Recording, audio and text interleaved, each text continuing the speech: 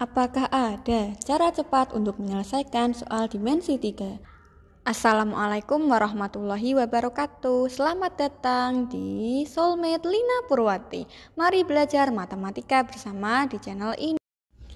Sebelum membahas soal dimensi 3, mari kita kuasai terlebih dahulu kemampuan prasyarat supaya lebih lancar lagi dalam menyelesaikan soal dimensi 3, yaitu tentang teorema Pythagoras pada segitiga siku-siku. Pada gambar tersebut terdapat segitiga siku-siku dengan sisi A, B, dan C. Teorema Pythagorasnya A kuadrat tambah B kuadrat sama dengan C kuadrat, atau ditulis C kuadrat sama dengan A kuadrat plus B kuadrat. Kalau mau mencari C, berarti kita sama dengankan akar A kuadrat plus B kuadrat. Kalau mau cari A kuadrat, kita bisa memindahkan ruas si B kuadrat, berarti A kuadrat sama dengan C kuadrat dikurangi B kuadrat. Kalau mau cari A berarti tinggal diakarkan, yaitu akar C kuadrat kurangi B kuadrat. Begitu juga kalau mau mencari B, sisi siku-siku lainnya, B kuadrat sama dengan C kuadrat min A kuadrat, dengan B-nya sama dengan akar C kuadrat dikurangi A kuadrat.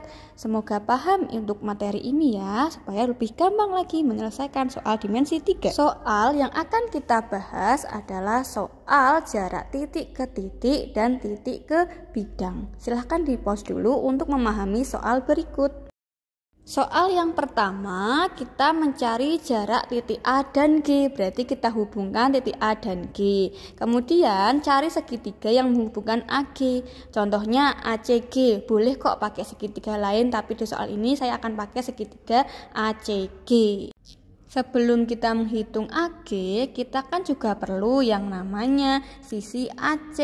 Berarti kita gambar dulu segitiga ABC untuk mencari panjang AC. Nah, segitiga ABC siku-siku di B ya, dengan AB-nya rusuk panjangnya 8, BC juga 8. Lalu kita gunakan teorema Pythagoras untuk mencari AC.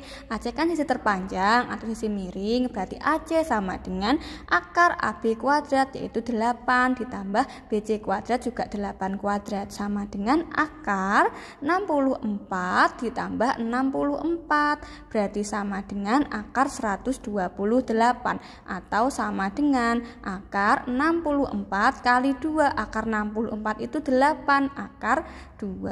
Seperti itu. Ketemu deh AC. Baru selanjutnya kita gambar segitiga ACG dengan siku-sikunya di C. Kenapa C? Karena C itu kan lantai, dia tegak lurus dengan tiang CG, seperti itu.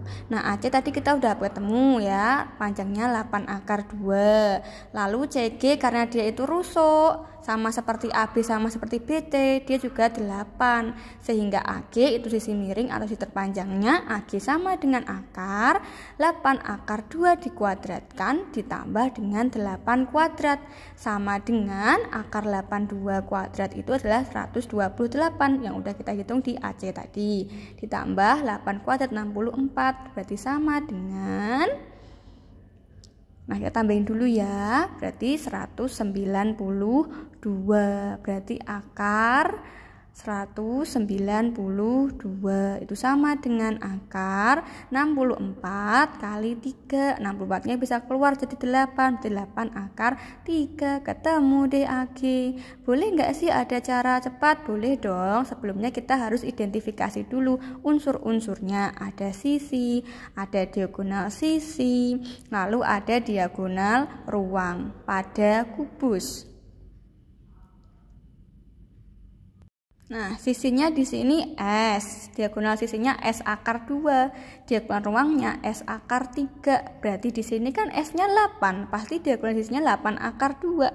Nah, pasti diagonal ruangnya 8 akar 3. Nah, di sini AB itu sisi, makanya 8. Terus si AC kan diagonal sisi, berarti 8 akar 2. Begitu juga dengan AG, ketemulah 8 akar 3. Soal berikutnya adalah titik D dan F, jaraknya berapa? Nah, kita identifikasi D ke F juga sama seperti A ke G, H ke B, atau namanya adalah diagonal ruang. Sehingga jarak titik D dan F kita tulis sebagai diagonal ruang. Tadi kita sudah tuliskan rumus cepatnya. Diagonal ruang itu adalah S akar 3, berarti ketemu 8 akar 3. Soal A dan B jawabannya sama. Soal berikutnya adalah jarak titik B ke tengah garis EG. Kita butuh suatu segitiga yang menghubungkan titik dengan garis. Berarti ya segitiga B dan garis EG, segitiga BEG. Kita gambar dulu ya. Kita hubungkan G dengan B, E dengan G, lalu E dengan B. Ketemulah sisi-sisi dari segitiganya. Ada sisi BE, ada si EG, ada si BG. Nah, kita lihat ini semua adalah diagonal sisi. Berarti ukurannya adalah 8 akar 2, sehingga kita punya segitiga sama sisi, segitiga BEG.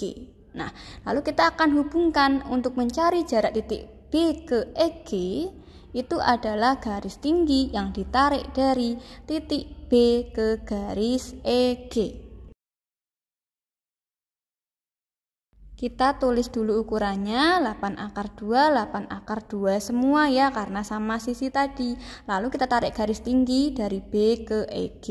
Garis tinggi itu pasti tegak lurus. Nah, garis tinggi di segitiga sama sisi itu garis yang istimewa. Jadi dia berperan sebagai garis tinggi, tapi juga dia berperan sebagai garis bagi. Jadi sisi yang dibagi oleh garis tinggi B itu juga dibagi sama besar. Makanya EO dan OG itu 4 akar 2.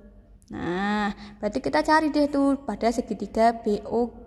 Kita perhatikan BO karena dia sisi siku-siku, berarti BO-nya adalah 8 akar 2 dikuadratkan dikurangi 4 akar 2 dikuadratkan. Sama dengan akar 8 akar 2 kuadrat itu adalah 128 dikurangi 32.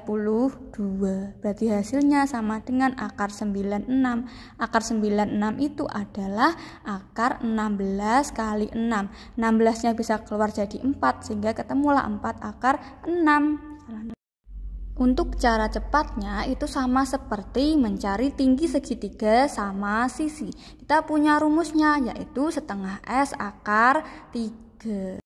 Pada segitiga BEG sisinya adalah 8 akar 2. Tinggal kita substitusikan ke rumusnya, yaitu tinggi segitiga BEG sama dengan setengah dikalikan 8 akar 2 dikalikan akar 3. Setengah kali 8 adalah 4, akar 2 kali akar 3 adalah akar 6. Sama hasilnya baik menggunakan Pythagoras ataupun rumus cepat dari tinggi segitiga sama sisi.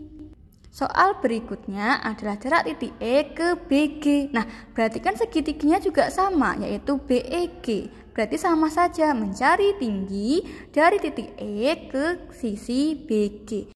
Berarti jarak titik E ke titik tengah garis BG sama dengan tinggi dari segitiga BEG yang ditarik dari titik E, sehingga hasilnya sama, yaitu 4 akar 6.